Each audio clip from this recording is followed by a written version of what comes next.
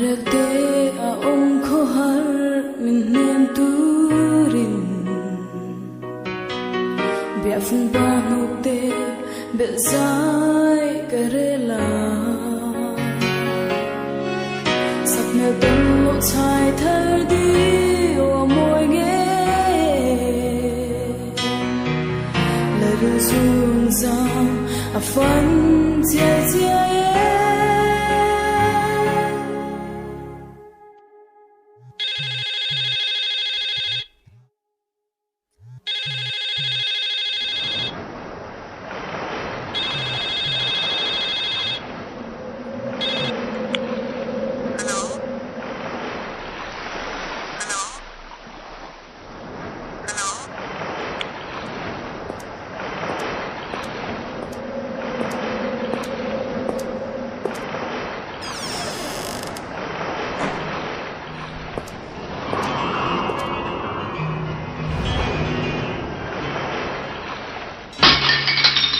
Tuanzarela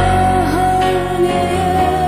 hello hello tireng higabang tesilo Ibya tule am ganem zin tunzaran kahna karen asin